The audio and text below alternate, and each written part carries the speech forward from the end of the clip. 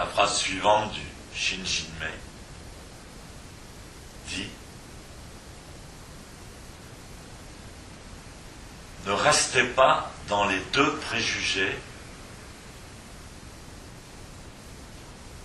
ne vous positionnez pas dans une attitude dualiste.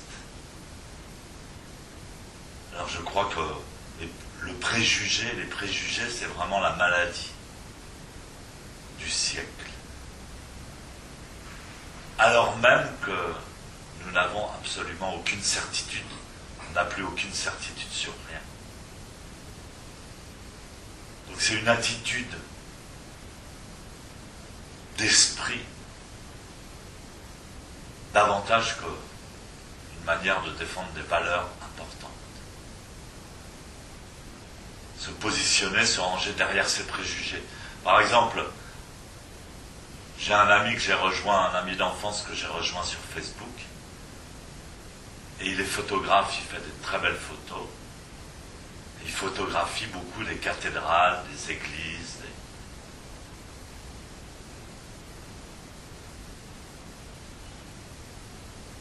effectivement, là, c'est très riche comme matière pour faire des photos.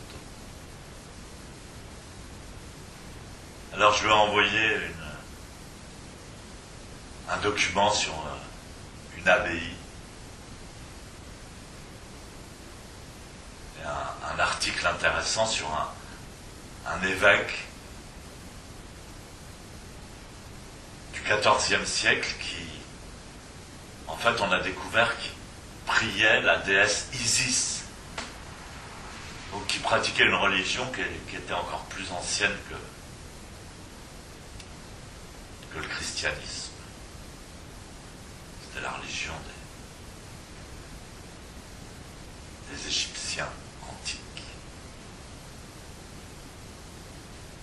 Alors je lui envoie l'article, je lui envoie les photos, il y avait des très belles photos de l'abbaye. J'ai pensé que ça m'intéresserait. Et il me répond, tu sais, je m'intéresse pas aux bondieuseries, je suis un ancien 68 art.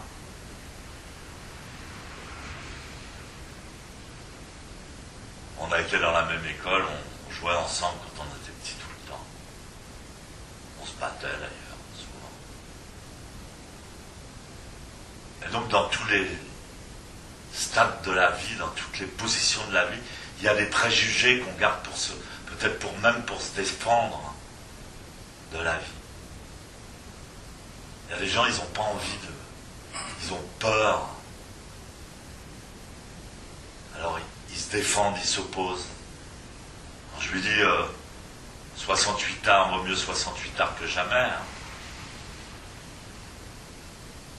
Je lui dis qu'est-ce que t'appelles 68 arts, Cohn-Bendit, Jospin qui est trotskiste, ou alors les pro-chinois, Mao Tse-tung. Alors le Shinjinmei dit: ne vous placez pas dans les deux préjugés. C'est quoi les deux préjugés? C'est le blanc, c'est le noir. Alors le zazen, c'est beaucoup plus subtil que ça, puisqu'on ne parle pas, on ne pense pas, mais on ressent et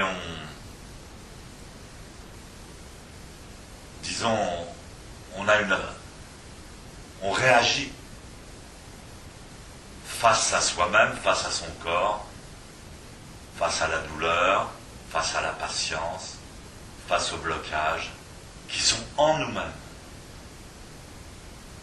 dans notre propre corps.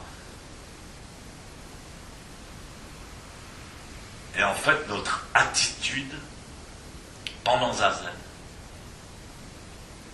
est souvent liée à nos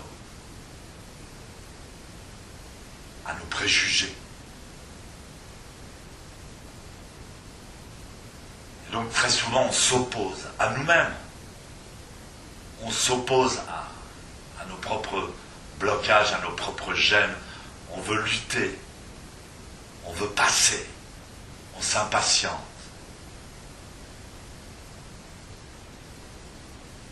En général, ces poèmes des anciens maîtres étaient des koans, c'est-à-dire des énigmes pour essayer de mieux comprendre la manière et l'état d'esprit dans lequel on doit pratiquer la posture.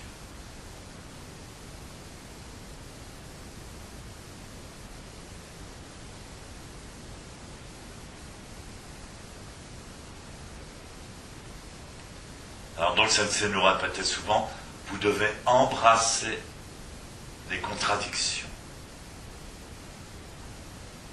Bien entendu, ça commence par les contradictions qui sont dans notre propre posture.